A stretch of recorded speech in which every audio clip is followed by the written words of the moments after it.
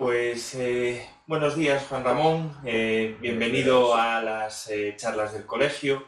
Estamos encantados de tenerte aquí, entre viaje y viaje. Y así para empezar, nos gustaría que nos contaras un poquito quién es Juan Ramón Fernández Jorge. Bueno, lo primero, agradecerte esto de invitarme a esta charla y decirte que no estoy entre viaje y viaje. He venido solo para esto, porque ahora mismo moro en Portugal, no moro aquí en Galicia, pero vine ayer y bueno, aquí estoy. Bueno, pues yo empecé después, ya antes de terminar la carrera, comencé mi labor profesional como, llamémosle becario, hoy en día se llamaría becario. Entonces era una especie de contrato en práctica y tal, con Induban, que era un banco industrial, el banco industrial del Banco de Vizcaya. Entonces, yo estudié en Bilbao y entonces, bueno, allí estuve un año y medio más o menos. Después, cuando terminé, mi siguiente actividad fue en una fundición, taller mecánico, Ajá. etcétera, de la auxiliar de la industria naval, que pertenecía a mi abuelo y al que iba de vez en cuando mi padre. Mi padre era el responsable del Buró Veritas en el área esta naval, allí en Ferrol y tal. Y entonces, bueno, empecé trabajando allí como llevaba más la parte financiera, económica y comercial del taller, porque no me dejaban acercarme a la fundición y ni a ningún tipo de cosa técnica. Había estado durante los veranos, iba allí y me ponían en la sala de delineación a hacer cosas en la época del Rotring, no había AutoCAD, no había AutoCAD ni nada de eso, era con Rotring y bueno, allí a sufrir. Y después, claro, obviamente acabé mal con mis parientes, como todo el mundo, y entonces empecé a trabajar en una empresa de La Coruña que se llamaba entonces Grafitos Eléctricos del Noroeste, que era una empresa que fabricaba electrodos de grafito para la siderurgia. Empecé a trabajar allí, era una empresa del grupo del Banco Pastor, Fenosa. Ya por el nombre os dais cuenta. Grafitos Eléctricos del Noroeste S.A., Genosa, igual que Fuerzas Eléctricas del Noroeste S.A., Fenosa. Y bueno, esta empresa había nacido precisamente por el superávit de energía eléctrica que se había generado con los embalses que se hicieron, etc. Y entonces yo empecé a trabajar allí en la parte de producción, como técnico, como ingeniero de producción. También, bueno, llevaba un par de talleres dentro de las secciones que había en la fabricación de los electrodos de grafito, y después también, al cabo de un año o dos, me endilgaron, y digo bien endilgar, porque me pusieron responsable de seguridad, higiene y medio ambiente. Lo de seguridad e higiene era algo que yo tuve que ir al diccionario en aquella época a ver de qué se trataba, porque luego se puso de moda y tal, pero en aquel momento yo no había oído esto en mi vida, ni en la escuela ni en nada. Y me acuerdo que el director de la fábrica, que también era un ingeniero industrial, Víctor Solórzano, me dio un libreto que era la ordenanza de seguridad y higiene en el trabajo del año 71, me parece, no me acuerdo muy bien. Esto debía de ser el año 79 o así. Y entonces me dio el folleto ese, que era bastante básico. Bueno, y ya me lo leí y me acuerdo de aquello de decir, el suelo estará sin solución de continuidad, decía, bueno, y tal, y las escaleras, etcétera. Bien, entonces, bueno, empecé también con esa parte, digamos, más soft de seguridad, higiene y medio ambiente, y bueno, manteniendo lo que te digo de la parte de producción. Al cabo de unos 8 años aproximadamente, ya en los años 85 así, me colocaron como responsable de la parte técnico-comercial, es decir, las ventas técnicas, porque los electrodos, claro, no se vendían como cacahuetes, entonces había mucho de servicio técnico, tanto reclamaciones como mejoras en las siderurgias, ¿no? Entonces empecé a visitar el mundo. O sea, teníamos clientes pues, en todas las áreas. O sea, yo iba mucho a Argelia, Indonesia, América del Sur, a todas estas zonas donde vendíamos electrodos. Al mismo tiempo, en los años 80, a finales de los 80, fundé con un socio una empresa de ingeniería que se llamaba Sedisa, Sociedad Anónima, que todavía funciona y que todavía soy socio al 50% con el hijo de mi socio anterior. Y entonces empezamos con la idea, y ahí sigue, de trabajar en los proyectos y en la construcción de generación de energía eléctrica a nivel pequeño, es decir, mini hidráulicas, cogeneraciones, que entonces no había todavía eólicas, se hablaba un poco, había un generador experimental de Fenosa ahí en la Costa da Morte, y era todo lo que hacíamos. Empezamos hicimos algunas mini hídricas. En ese momento, al cabo de 2 años o así, se nos aproximaron un grupo belga que se llamaba Econoler y fundamos con ellos también una sociedad que se llamaba Econoler España, Econoler Sociedad Anónima, que se trataba de, que entonces era bastante novedoso, el third party financing, es decir, financiación por tercer inversor. En resumen, consistía en hacer estos mismos proyectos energéticos, pero financiándole al inversor toda la obra y luego pagaba con lo que la obra generaba, ¿no? Los beneficios que proporcionaba y sobre todo con el cash que generaba las generaciones. Así se hicieron, pues mira, la cogeneración que tenía Leima, que se llamaba Gensabón Sociedad Anónima, o sea, Generación Eléctrica de Sabón, la cogeneración que tenía Sabondel, Inosa, perdón, Sabondel era el nombre de la empresa de cogeneración, que era Sabón de Electricidad, todo muy imaginativo de los nombres, ya se veía que éramos poco creativos, y hicimos también algunas centrales hidroeléctricas, todo esto en el orden de los 5 megavatios, 4, bueno, la de Leima, la cogeneración de Leima tenía 14 megavatios, ya era más grande. Bueno, ahí empieza la pelea si eran MVAs o megavatios, eso a efectos de industria tenía su broma, sí, su enjundia para que te dieran el enganche, no te dieran el enganche, cuál era el coseno de phi, cuál no era. Wow. Eso traía unas discusiones filosóficas de gran relieve, y sobre todo en las hidráulicas, porque en las hidráulicas también metía mano, aparte de industria, metía mano a Aguas de Galicia o la Confederación Hidrográfica, cuando no eran los ríos gallegos, o sea, cuando eran 100% gallegos, como el Sil, por ejemplo, o los afluentes del Sil. Entonces ya ahí, como entraba una legislación y de Madrid, etcétera, el tema del cuál era la potencia era una cosa filosófica. Siempre daba lugar a discusiones. Y si el rendimiento de la turbina entraba o no entraba, y si se ponía con la turbina al 90% o no. Porque todas estas centrales pues, normalmente se hacían con 2 turbinas, más o menos una cogía el 75% del caudal máximo y la otra el 25%, para que combinando los caudales estuviera siempre una turbina en el óptimo de rendimiento. Bien, y entonces así, no sé cómo, todavía no me lo explico, compaginé el seguir en Grafitos Eléctricos del Noroeste y seguir con esta empresa de ingeniería, con mi socio, y viajando.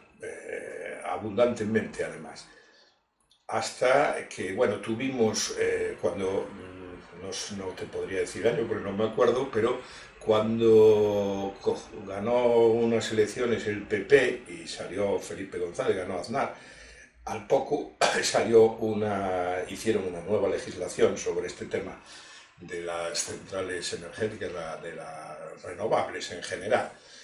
porque la cogeneración se consideraba renovable. Y entonces, bueno, nos hundieron, porque todas estas que teníamos con Leima, etcétera, pasaron a ser deficitarias, nuestros recursos financieros eran escasos, perdimos un buen montón de millones de euros y bueno, yo, como todo empresario aficionado, siempre eres más emocional que racional, y entonces también hipotequé mis bienes personales, puse garantías personales en muchas cosas, tal. Mi mujer no me mató de milagro y bueno, al final conseguimos terminar con ese asunto y liquidarlo de Econoler, mal que bien, y bueno, seguimos con Sedisa y yo seguía también, ya te digo, en Grafitos Eléctricos del Noroeste, y en el año 95, 96 más o menos, por ahí, entonces debía de hacerlo bastante bien, a pesar de tener el trabajo de pluriempleado, pues me hicieron director del establecimiento de España, porque SGL era una multinacional alemana, que era la que había cogido, que no te lo dije antes, SGL había pasado a comprar las acciones de Grafitos Eléctricos del Noroeste. Entonces, en ese momento, después de que SGL cogió las acciones de España, al cabo de 3 o 4 años, me hicieron director del establecimiento en España, y bueno, ahí seguí. Al margen de que, ya te digo, seguíamos haciendo cosas de estas. Nosotros trabajábamos mucho también para Ferroatlántica, hacíamos cosas de movimiento de sólidos y de moliendas, etc. Y luego, pues como director del establecimiento, pues tenía las funciones propias del cargo, ¿no? Y en el año 2003 o 2004 dejé ya esta actividad de SGL Carbon, que seguía estando en el mismo sitio, claro, ahí en La Grela, y al cabo de 2 años, bueno, y me dediqué solo a la ingeniería esta que teníamos en Coruña, bueno, haciendo obras, hicimos centrales hidroeléctricas en Andalucía, centrales hidroeléctricas en Portugal, y centrales hidroeléctricas también en el Pirineo, varias. Hasta hicimos una colaboración en Francia y otra en Cuba. Bien, bastante disperso fue aquello. Y al cabo de 2 años de estar sin contacto con esto del grafito y del asunto del grafito, que ahora está tan de moda con esto de la fábrica de baterías de litio, que precisamente está muy de moda aquí en La Coruña.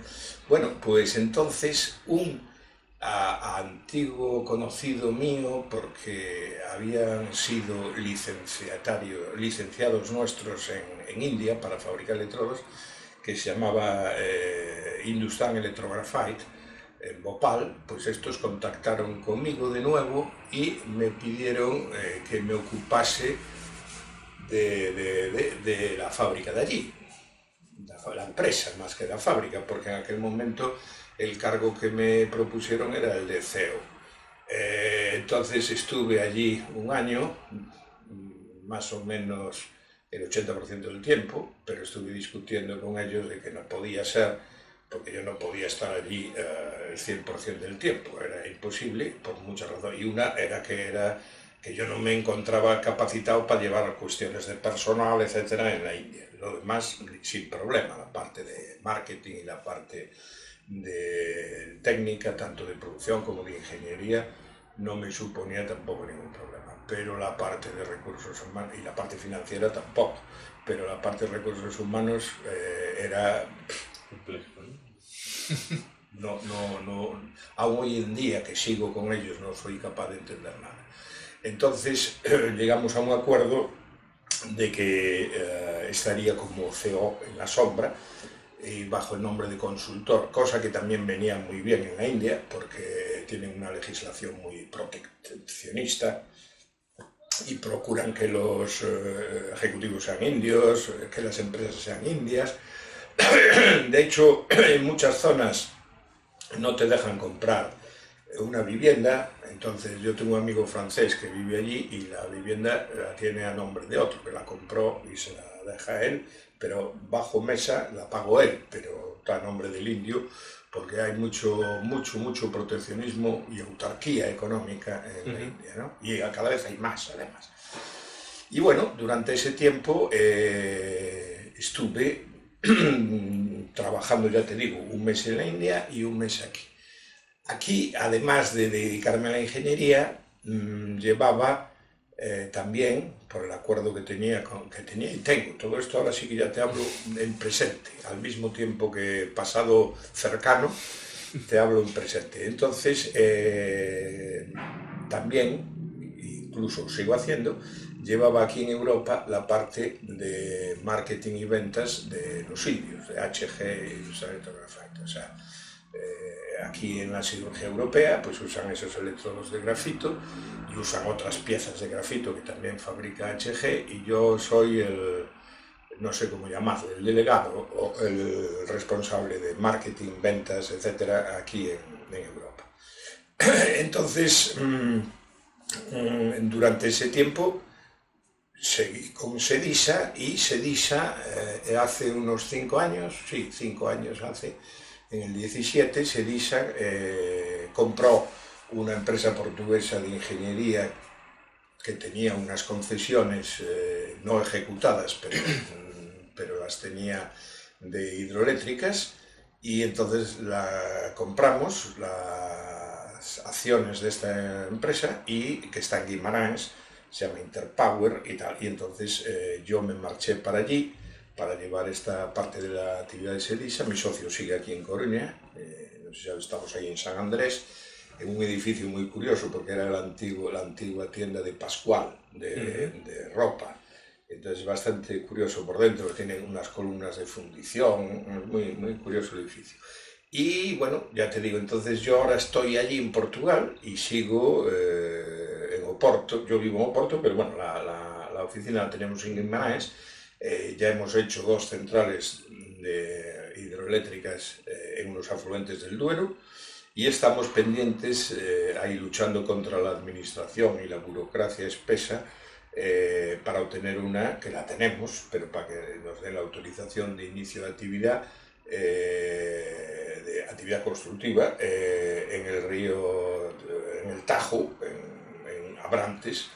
Y allí tenemos una que, bueno, estamos en colaboración con el ayuntamiento para hacerles una playa fluvial, etcétera, y todo ello unido a una central de regulación que al mismo tiempo genera energía eléctrica. Y bueno, esa es, bueno, ahora ya tengo 69 años, y entonces le anuncio a mi mujer que algún día me jubilaré, y se echa las manos a la cabeza y me dice que no, por favor, no, por favor. Me dice, eso va a ser el doble de marido y la mitad de sueldo. Es dividir por 4 mi felicidad. Es un golpe, me dejas al 25% de felicidad. Entonces, bueno, de momento sigo. O sea, que, bueno, ya ves, esta es la corta... la corta historia de bueno, casi 46 años de actividad profesional. Pues la verdad que es fascinante, ¿eh? O sea, el grado de cosas y de palos que has tocado durante todos estos años. Me gustaría, mientras estabas hablando, me estaba imaginando cuando decías que viajabas antes empezabas a viajar para todo lo que es la venta de grafito. Estaba intentando pasar a esos años. ¿Cómo era viajar antes? Hombre, era mucho más incómodo, obviamente, por un lado, pero por otro era más cómodo. Me explico. Si ibas en avión, desde luego, era infinitamente más cómodo que hoy en día y mucho menos humillante. Esta forma que tienen ahora de estabularte y de controlarte, vigilarte hasta los calzoncillos, no era así. Viajabas más como un señor de aquellos, ¿no? Y tal, en eso había una gran diferencia. Y la calidad de los asientos, las distancias, bueno, era muchísimo más cómodo el avión.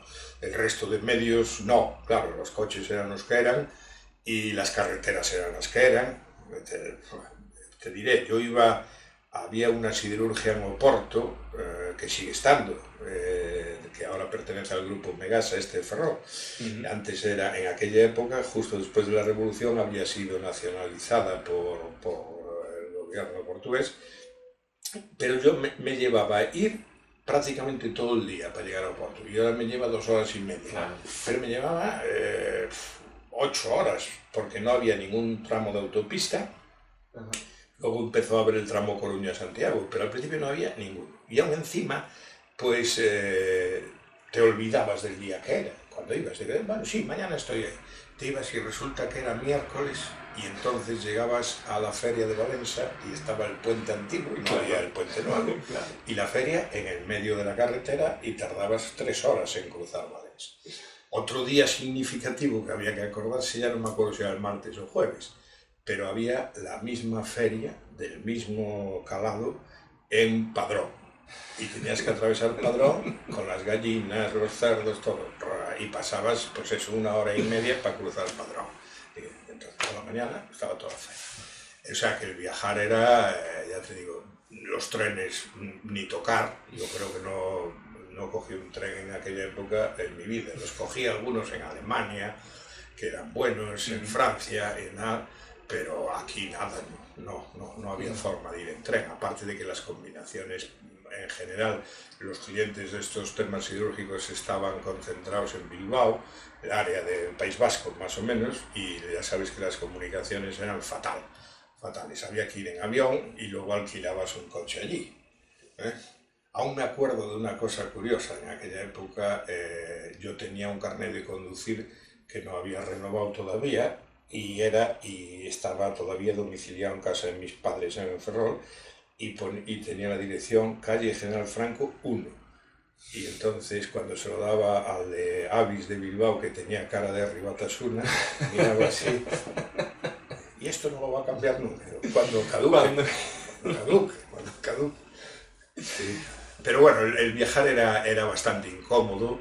Había otra cosa que era curioso, porque todavía no había muchas tarjetas de crédito, no se manejaba mucho la tarjeta de crédito, entonces tenías que ir con una bolsa de dinero, yo llevaba a lo mejor $3.000 en el bolsillo, así, aquí y tal. Era bastante incómodo en ese sentido, ¿no? De hecho, mi mujer me compró una bolsita que era de los niños para llevar el bocadillo, y ponía mi merienda. Y ahí es donde para metérmelo dentro del pantalón cosido y tal, y ponía mi merienda, con los dibujitos y tal. Pero como me miren aquí, ya verás el ridículo que hago. Sí.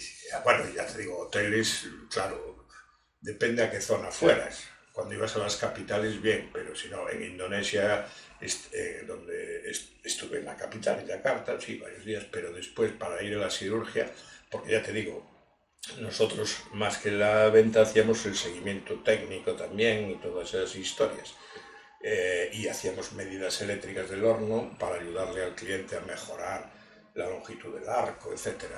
Y hemos estado, pues claro, allí por ejemplo el hotel donde estaba la siderurgia en Indonesia, que se llamaba Cilegon City, te puedes imaginar aquello como era. Me acuerdo que tenía una mesa de billar inglés, snooker, que estaba así inclinada, entonces los agujeros no los metías todos seguidos.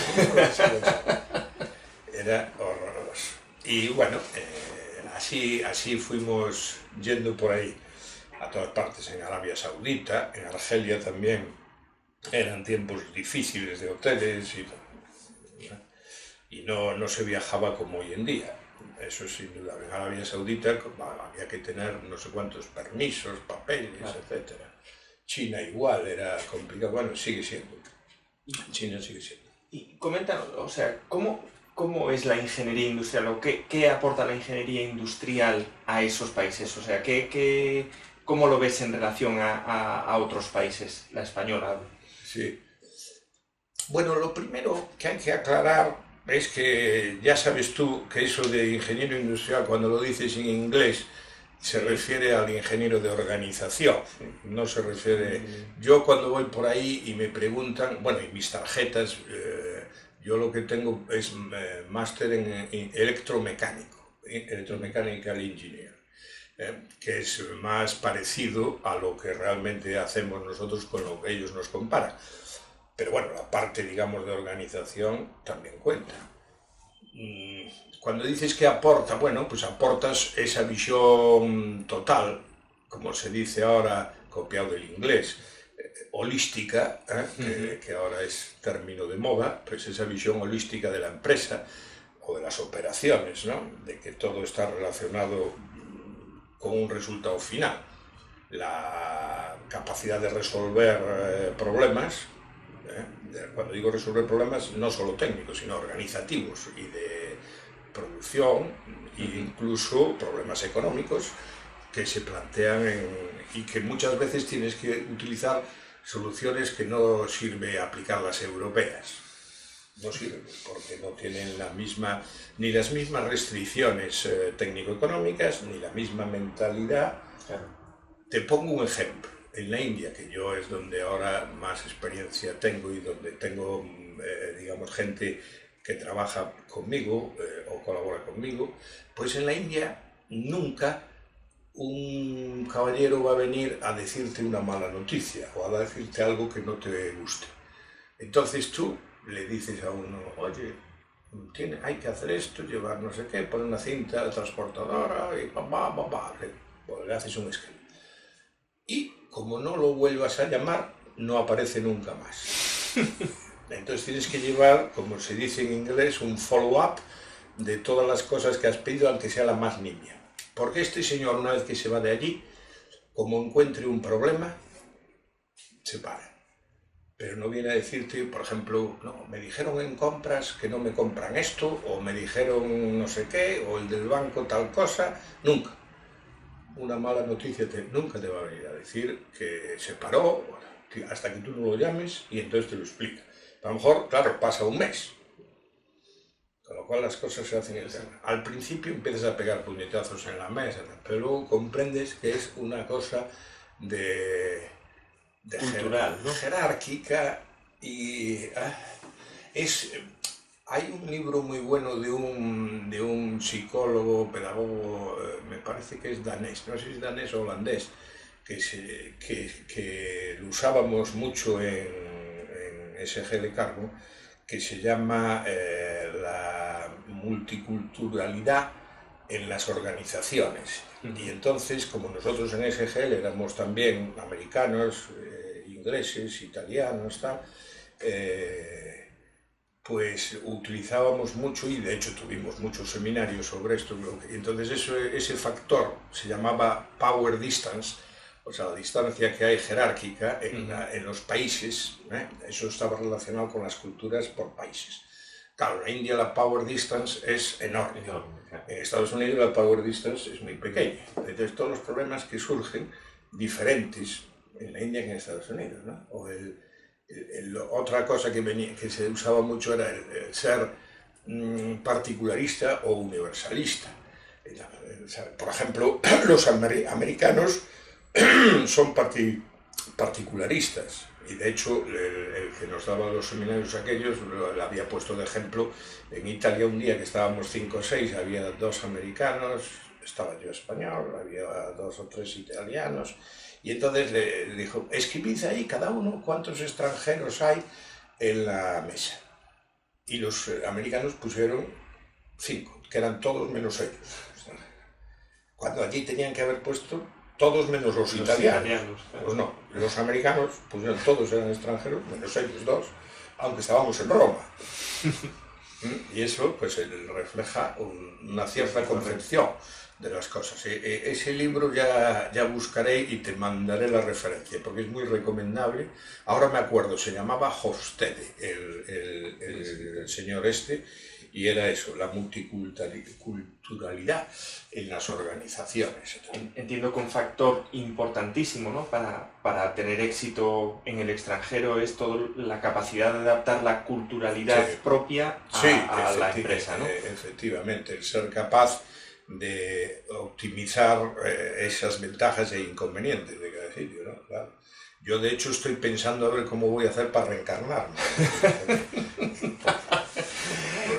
Cuéntanos esa experiencia de la India, ¿no? Que realmente suena así un tanto exótico. ¿Cómo es trabajar en la India? Pues ya te digo, muy particular, porque las mentalidades son muy diferentes y cosas de estas, anécdotas tienes miles, ¿no? Pues eso, te invitan a todas las bodas porque quieren llevar a un guiri, entonces como allí yo tengo muchos, 1500 o así, pues todas las semanas tengo una boda, prácticamente, en la época de bodas, porque no todo el año no todo el año lo dedican a la época de bodas. O también las cremaciones, desgraciadamente también me invitan allí a las cremaciones y al primer corte de pelo de los niños, pues el primer corte de pelo que lo consideran, el primer pelo lo consideran demoníaco, entonces cuando se lo cortan hay toda una ceremonia, y a esto te invita el abuelo. Allí, claro, culturalmente la familia es lo más importante y viven todos juntos, desde el abuelo hasta los nietos, tíos, etc. Todos. No se parecen nada. En la India no existe eso de monoparental, no entra en cabeza humana. Entonces siempre hay un montón de gente en todo, cualquier cosa. Y te tienes que acostumbrar a trabajar allí. Bueno, luego hay problemas de tipo eso de que hay bastante corrupción, te encuentras con muchas carencias en la educación. Te quiero decir, tú contratas a un ingeniero y te quedas asombrado. No sabe nada el pobre en algunas instituciones, ¿no? Otras están bien, pero hay algunas de estas que les dan, de hecho compran, en algunos estados compran los títulos. Hombre, la ventaja que tiene la India y por qué hay mucha actividad es que hablan inglés todos los que lo hablan, pero bueno, una gran cantidad, los que son universitarios todos, porque la educación superior en general es en inglés, ¿no? Ahora, lo que hay por la calle no hablan inglés, algunos sí, pero los que están en contacto con turistas, pero el resto no. Pero bueno, hay una gran cantidad de gente que habla inglés, no como China, que no habla nadie. Entonces esto les da mucha ventaja en que se establezcan industrias extranjeras allí. Y luego que tienen la legislación británica en marcha, aunque no la siguen, porque se mueven más por tradiciones. O sea, depende de la casta o de la subcasta. La propiedad de las empresas, por ejemplo, aunque estén registradas las acciones y sigan el código de comercio y tal, pero la realidad no es esa.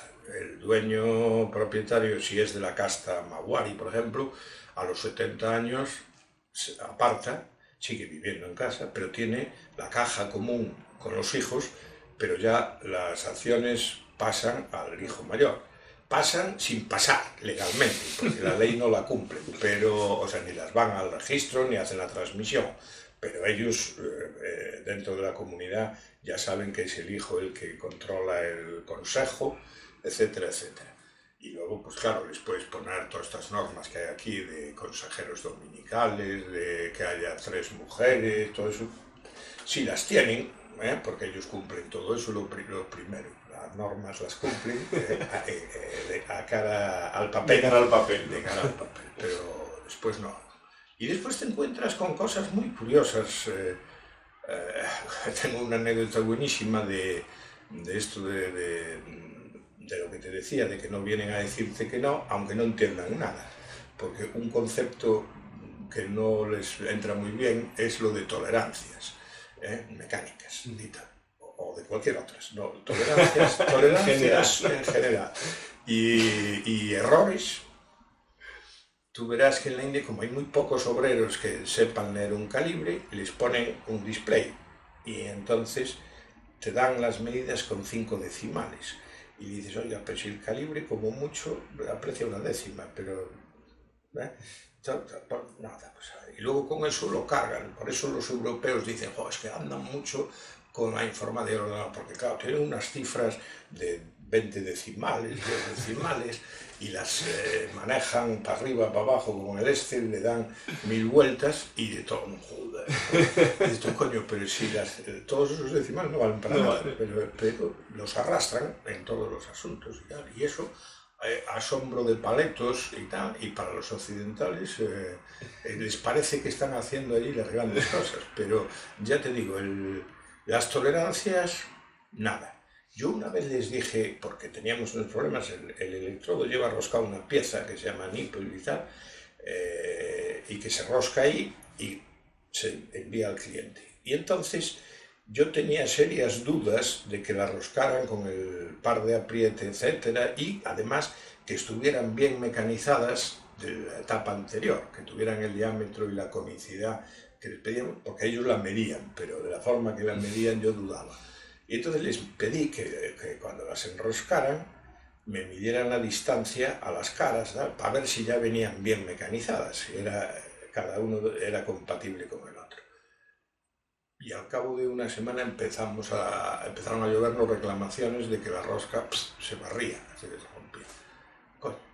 Entonces voy allí y me dicen, esa tabla que nos puso ahí, claro, yo les había puesto una tabla con la distancia que tenía que haber en el caso del agujero mínimo y la rosca y el diámetro del macho máximo, y la inversa, el máximo con el mínimo, las dos límites, ¿no? Ahí tienen que estar ahí dentro. Y entonces me dicen muy serios, claro, lo que nos pasaba era que algunos no estaban dentro, entonces cogimos la carretilla, hicimos un brazo y roscaban con un brazo de palanca impresionante y tal, rompían las roscas. Claro. Y tal, porque lo apretaban de más. Y dice, claro, como usted nos dijo que quería que estuvieran dentro de eso, nosotros los metimos todos. Hablando de eso, cuéntanos entonces, así, ¿cuáles han sido los grandes retos, ¿no?, de esa parte internacional y cómo lo has sido capaz de solucionar? Hombre, los grandes retos fundamentalmente ha sido eso, la comunicación, el entendernos en los tres sentidos, hacia abajo, en horizontal y hacia arriba. Pues eso, de que seas capaz de transmitir lo que quieres sin ofender a nadie, cosa difícil en otras culturas, y al mismo tiempo conseguir que los de abajo hagan lo que tú quieres que hagan, sin ofenderlos también, y los peers, los iguales, que también te comprendan. Eso es lo más difícil que hay, incluso en España, sí. No hace falta ir fuera, pero fuera es mucho más difícil, claro, entre las limitaciones del idioma y la cultura se multiplica. Tú date cuenta que yo cuando empecé también Grafitos Eléctricos del Noroeste pertenecía a Pechiney. O sea, aunque era el Banco Pastor, tenía, digamos, un cierto control financiero, que tampoco tenía la mayoría, ni mucho menos, tenía más el Santander entonces. Pero bueno, el control de la actividad empresarial lo llevaba Pechiney, que era un grupo francés, que era el que había dado la tecnología también para aluminio de Galicia, luego fue Inespal y ahora es Alcoa, y había sido fichado por el Banco Pastor para precisamente crear esas industrias. Una era silicio de Sabón, que ahora es Ferroatlántica, la otra era aluminio de Galicia y la otra era Grafitos Eléctricos del Noroeste. Y esas tres patas eran las industrias de Pechiney aquí. Pero toda la cultura y organización y discusiones ya era en aquella época con franceses. Yo tenía una ventaja, que mi madre era francesa, y entonces, bueno, ahí fue un poco por lo que al principio hice una buena carrera en Pechiney, ¿no? Porque no comprendía muy bien a mi madre, esto no se lo dije yo a los fichadores, pero bueno, ya te digo, eso es una parte fundamental, el saber comunicarse y el conseguir transmitir. Hace falta humildad también, mucha, y adaptarse, Tú ves muchos españoles que van a países que consideran subdesarrollados con una prepotencia impresionante y no hay nada peor que eso, claro. No hay nada peor que eso. Bueno, también los franceses van con prepotencia, más si cabe, más si cabe. Muy europeo eso. Y cuenta, bueno, de todo esto, o sea, hay o sea, bueno, las vivencias son maravillosas. Cuéntanos un poquito cuál es la capacidad del ingeniero industrial en todos esos temas que ahora te dedicas, ¿no? Que es todo lo que es la parte técnico-comercial, ¿no? Bueno, hombre, la ventaja del ingeniero industrial es que la formación es amplia en el sentido industrial, es decir, puedes tocar la parte eléctrica, mecánica, metalúrgica, tienes conocimientos sin llegar a ser experto en ellas, pero nadie que te hable te deja apantallado porque te saque una cosa de la cual no sabes. Yo lo que echo de menos ahora de los ingenieros más jóvenes es que no tienen voluntad de vencer o ambición. Es decir, yo en mis tiempos, cuando empecé, pues cuando alguien me soltaba algo de metalurgia, que yo había tocado en una cuatrimestral, me parece, no me acuerdo muy bien, pero no sabía mucho, desde luego, pues me hablaban de eso cuando iba a la siderurgia, no sé qué, de la austenita, de la cristobalita, no sé qué, ponía cara y tal. Pero luego, cuando llegaba a casa, me buscaba un libro y si no lo tenía, lo compraba y me estudiaba eso. Ahora no. Y eso que ahora hay Google para mirar lo que hay y tal, y tienes facilidades. Pero no, esperan a que la empresa los mande un cursillo de formación o que le pregunten, ¿tú qué carencias tienes, pequeño saltamontes y tal? Pero eso es lo que les he hecho, no a todos, no voy a generalizar, pero esa falta de ambición y además, ya te digo, no es solo española, es internacional. Ahora bien, yo creo que ahora con esto tanto de especializaciones se pierde mucho aquello que teníamos, y supongo que algunos lo siguen teniendo, esa visión que tocabas todos los palos dentro de la industria. O sea, que si te pasaban... Yo he estado en contabilidad, he estado con temas de contabilidad y mis conocimientos al principio, aunque yo estudié administración de empresas dentro de la carrera y hacíamos asientos y todo eso, pero luego lo amplié por mi cuenta. Y bueno, el ser capaz de entender esos problemas es importante. Y mucho más quizá en el marketing, sobre todo de productos técnicos, que en la producción o en la ingeniería de proyectos. Porque en marketing el saber correlacionar indicadores adelantados de actividad, etcétera, es muy importante, ¿no? Y entonces tú desarrollar por tu cuenta algún indicador que te vaya a predecir hacia dónde va este cliente, si va a hacer más el año que viene o menos, porque va a cambiar, yo qué sé, el precio del cobre, eso es muy importante. Entonces, el conocer la industria y las cadenas de suministro, cómo funcionan, es vital. Es decir, oye, pues esto va a implicar más instalaciones eléctricas, más cobre, y más cobre va a implicar que este necesite más grafito. Tal, pues sí.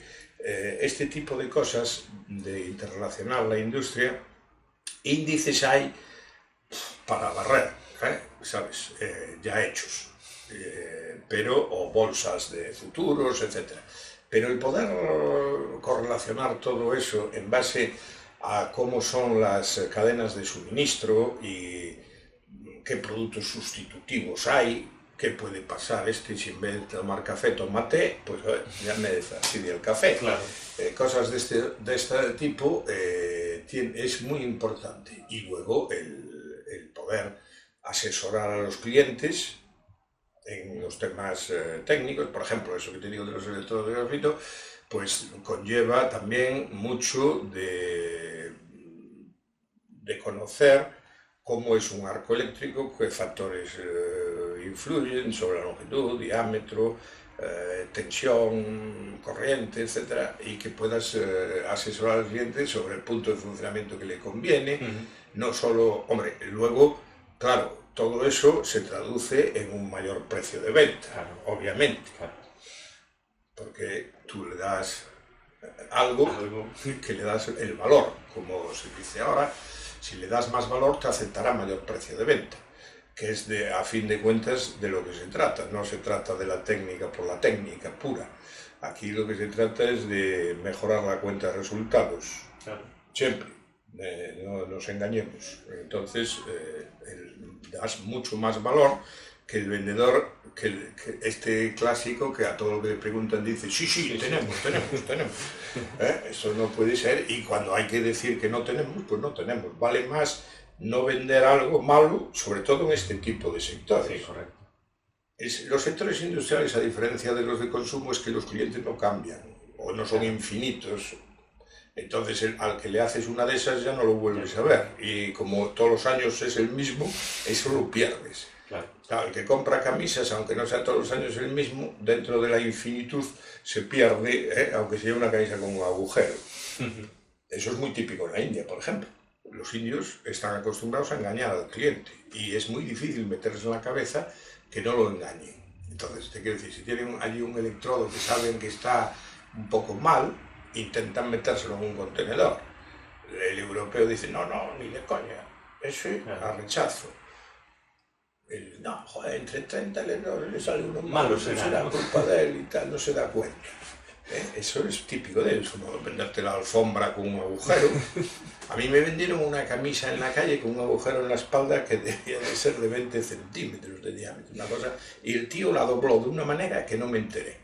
Y tenía prisa, la cogí, porque además tenía que ir a una reunión, a una celebración, y no tenía una camisa blanca, y uno de esos que las venden en la calle, ¡bum!, le compré una. Me costó $1 nada más, pero bueno. Y si me hubiera quedado, me hubiera sacado por $0,50, pero bueno.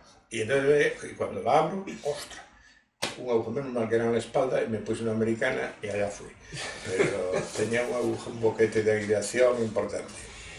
Eso, bueno, lo que nos comentas es importante. Cuéntame también, ¿cómo es emprender en otro país? Eso es, tienes que tener una organización lo suficientemente grande para resistir financieramente. Cuando digo otro país, me refiero a otro país no europeo. Dentro de Europa es más o menos igual. En todos hay una burocracia espesa. Quizá España y Portugal, no digamos, son los campeones. Ya sabes que en Portugal el tampón se llama o carimbo. Y entonces todos los días te enfrentas a alguien que te dice ¡o carimbo! ¡Falta o carimbo! ¡Oh, carimbo! Pues eso es lo peor, porque además es desquiciante, porque te preguntan cosas que no eres capaz de resolver. Tiene que traerme la última factura de la luz para que le cambie el contrato. Y dices, pero coño, si la emite usted, ¿por qué me la pide a mí? Pues no lo entiendo. Bueno, pues sí, pero si no funciona. Si no funciona. Yo ya oficié tal. Por tanto, consecuentemente, confirma. Y esto es la peor parte, ya te digo. Hace falta tener una organización, a ser posible tener locales, gente local, porque si no estás perdido. Gente local y, como dicen los portugueses, experta, que quiere decir no expertos sino listo, expertos na área, y bueno, no se nos oculta a nadie que en determinados países hay que mover unas teclas poco limpias para mover las cosas, ¿no? Hay que moverlas en circuitos no oficiales y de manera no muy clara, sobre todo en los países musulmanes, bueno, en la India también, y fundamentalmente hay que buscarse un socio local, o mejor que un contratado local, pero un socio local es vital. Si no, no eres capaz de hacer nada, de mover nada. Y me gustaría que, de esta vastísima experiencia que nos estás contando, ¿Qué te ha aportado la ingeniería industrial para poder llevar a cabo todas estas actividades? Bueno, la ingeniería industrial me aporta la formación esa holística que decíamos antes en todos los terrenos, ya te digo, metalúrgico, eléctrico, mecánico, financiero también, y pues con ese bagaje lo que te aporta también es un poco como en el ejército, que te forja el carácter, el haber tenido que tocar todos los palos te forja el carácter en el sentido de que cuando te sale algo, tú te puedes imaginar que yo soy de la regla de cálculo, no tenía nada de ordenar, eso lo tuve que hacer a pelo un poco y de manera poco cómoda, porque como estaba siempre de viaje no me podía apuntar así a un curso ni cursillo, es más una educación personal. Por mí mismo para empezar ahí con el antes del aquello del Symphony que fue diabólico y todas esas cosas. Y lo que te aporta es eso, lo que te decía antes, la voluntad de vencer. La capacidad de solucionar problemas, ¿no? La capacidad de solucionar problemas y técnicas de esas de planteamiento de problemas que son muy útiles para saber plantearlo antes de solucionarlo. Es como dicen los expertos, el 90% ya está bien, si está bien planteado, ya tienes la solución, pero tengo que decir, cuadros de contingencia, minimax y tal, va a haber soluciones gráficas cuando, como comprenderás, yo no hago una ecuación diferencial desde hace 50 años, entonces resolver problemas con métodos gráficos es muy útil. Mucho más útil que hacer una ecuación, porque de eso ya no me acuerdo. Y luego, ser consciente de que no hay nada tan simple como parece. Ya sabes, no me acuerdo quién era el filósofo, escritor filósofo que decía eso, de que todo el problema complejo tiene una solución sencilla que normalmente es falsa. Y entonces, eso hay que ser consciente y evitarlo, porque siempre hay el listo, porque esto se arregla así.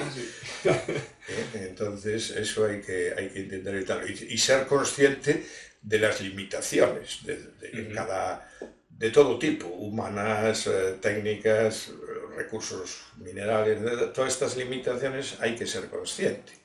Tú vas a la India y ves, en muchas de las instalaciones que tenemos nosotros allí, ves mujeres trabajando, pues llevando coc en cazos, tal. Y dirás, coño, ¿estos por qué no ponen una cinta? Bueno, pues no ponemos una cinta porque esas mujeres cobran $2 diarios por hacer eso, y si pusiéramos una cinta dejábamos a la zona, a la población sin trabajo. Entonces tenemos que hacer las cosas de otra manera. Y no llega allí el listo, no, que llegan los listos, claro. Esto lo arreglaba yo. Eso. Tú, antes de nada, callado, estás guapo y esperas antes. Eso, igual que todos los jóvenes cuando llegan a un sitio, dicen, mira cómo hacen esto, mira cómo lo hacían antiguamente, mira que eran burros y tal. Vete a saber, tú claro, a ver qué ¿no? limitaciones te chido. Claro. Yo a veces les dejo a alguno de esos jóvenes pegarse contra la pared, porque se creen la solución que hay ahora, porque hay no sé qué, o porque hay, unos conductores de mucha menos resistividad y tal. Pero antiguamente había soluciones muy ingeniosas que se adaptaban a lo que había y que eran impresionantemente ingeniosas. Pero estos todos, mira que eran burros, ojo, que había alguna razón para hacer eso. Siempre, ¿no? Sí. Yo, Juan Ramón, me quedaría hablando todo el día contigo, porque es que me parece la experiencia que transmites, ¿no? O sea, la capacidad de... Me gustó mucho cuando hablabas de resolver ese problema, ¿no? Que te enfrentabas a situaciones que no conocías, sí. Y yo creo que esa es un poco la seña de identidad del ingeniero industrial, ¿no? Sí. Que al final pues, no sabemos hacia dónde vamos, que nos ponen un problema y somos capaces de afrontarlo, ¿no? Yo creo que ahí es un poquito Efectivamente. Agradecerte que hayas venido expresamente desde Portugal a charlar un poquito hoy con todos los ingenieros. Voy a aprovechar para comer una nécora. Bueno, entonces bien hecho el viaje. Que en Oporto me cuesta encontrarlas. As navalleiras. As navalleiras se llaman. Sí. Pues eso, agradecerte enormemente que nos hayas transmitido esta vastísima experiencia, ¿no? Gracias a vosotros. Y que hayas compartido esta experiencia vital, porque no solo se trata de ingeniería, ¿no? Sino de vida, ¿no? De haber sido capaz de adaptarte a... Va todo junto. Sí, todo claro.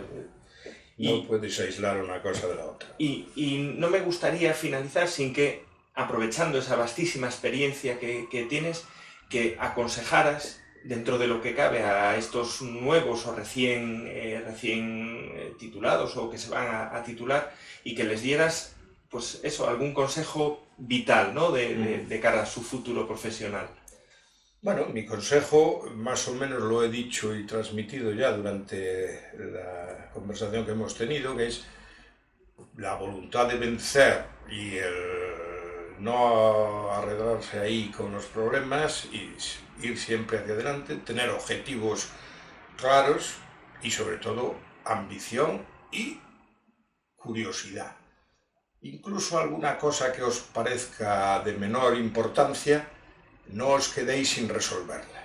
Si alguien en una reunión dice eso que os decía antes, la cristobalita, y ni os suena, no os podéis ir a dormir sin saber lo que es la cristobalita, coño. Un ingeniero no se va a dormir con esa duda, ¿no? Como hacen ahora. Yo lo digo por mis hijos, que también son ingenieros, y los veo con muchas carencias, Y eso, un hijo me dice un día, esto de los motores síncronos y asíncronos me suena, pero no me acuerdo. Ya, y hacía 4 años o 5 que había terminado. Y a mí me dio vergüenza, fui a la biblioteca de mi casa y encontré un tratado que ponía eso, máquinas de energía eléctrica y tal, y era un tocho gordo, tal. Se lo di y le dije, ya te lo puedes leer, motores síncronos y asíncronos, tal. Y cada vez que voy a su casa, lo veo allí y ya le puse un celo para ver si lo abre. Y no lo abre, el tío no lo abre. Eso es lo que no hagáis. Yo hago como los curas, escuchad mis palabras, no mis obras, porque el resultado final es ese. Pues yo me voy a apuntar lo de la cristobalita y lo voy a aprovechar ahora que ya hay Google y voy a poner en Google para entender que en mis tiempos había que buscarlo en un libro, y algunos sin índice. Pues Juan Ramón, gracias. Muchísimas gracias por esta conversación, por tu experiencia y nada, esperamos verte más a menudo por el colegio. A ver, cuando me jubile vendré. Eso a lo mejor a tu mujer no le hace tanta gracia, como nos decías antes. Ninguna. Gracias a vosotros. Muchísimas gracias por esta entrevista. Muchas gracias.